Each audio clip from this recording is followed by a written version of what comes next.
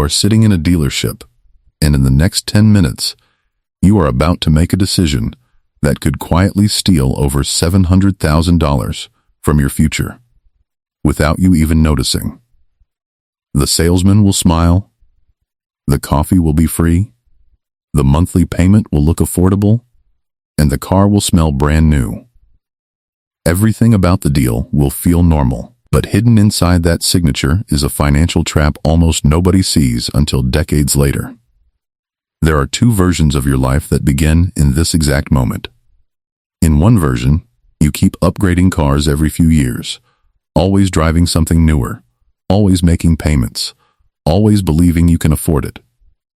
In the other version, you buy a simple used car, keep it longer, and invest the difference instead. Both versions of you work hard.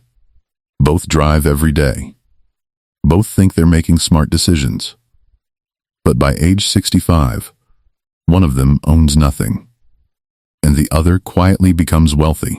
The terrifying part is that the difference between these two lives starts with a single signature on a clipboard.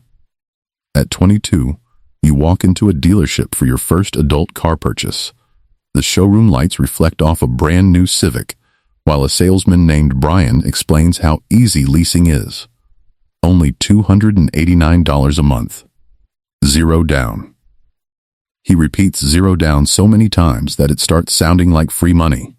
The payment feels small enough to ignore, so you sign the papers and drive away believing you made a smart financial decision.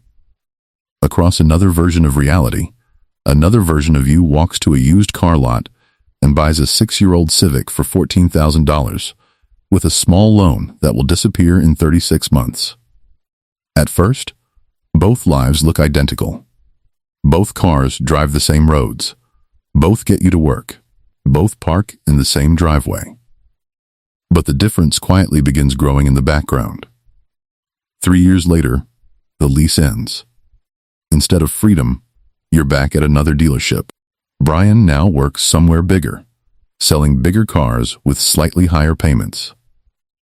He convinces you that upgrading to a Carve makes sense.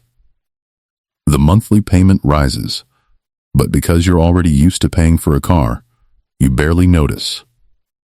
What just happened financially is called rolling, turning temporary payments into a permanent lifestyle. Meanwhile, the version of you who bought used just made the final payment on the old Civic.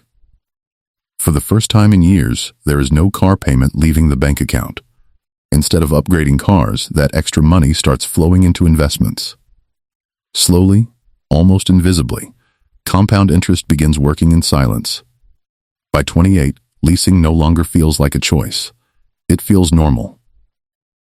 You've never actually owned a car long enough to experience life without a payment. This time, Brian is working at Mercedes. The showroom smells expensive, and the C-Class looks like success on 4 wheels. Brian explains that because your salary increased, the upgrade is well within your budget. What he never explains is how easy it is for your lifestyle to expand faster than your wealth. So you sign again. The luxury car sits outside your apartment while your savings account remains almost empty. The other version of you is still driving the old Civic with over 100,000 miles on it. The car isn't exciting anymore, but it's paid off, reliable, and forgettable, which turns out to be financially powerful. The money not spent on monthly payments has now grown into tens of thousands of dollars invested quietly in the background. At 35, the leasing cycle has become automatic.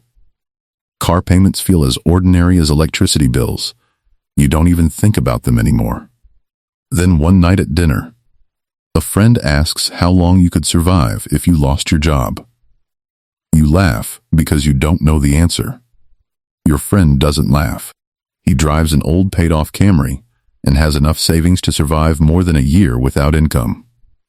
For the first time, you realize there's a difference between looking financially successful and actually being financially secure. The other version of you replaced the Civic years ago with another reliable used SUV, bought in cash. No loans. No lease contracts. No dealership visits every 3 years. just ownership. While one version of you upgraded cars, the other upgraded net worth. By 45, curiosity finally forces you to calculate the total amount spent leasing vehicles over the years.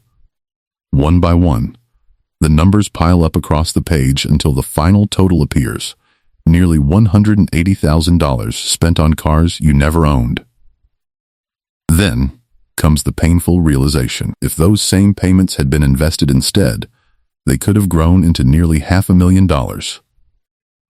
Suddenly, every affordable monthly payment looks different. Every signature starts feeling expensive.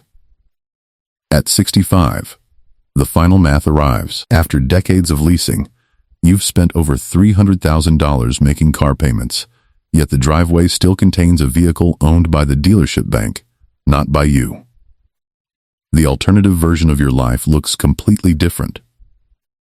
3 used vehicles across an entire adulthood. Total spent around $41,000.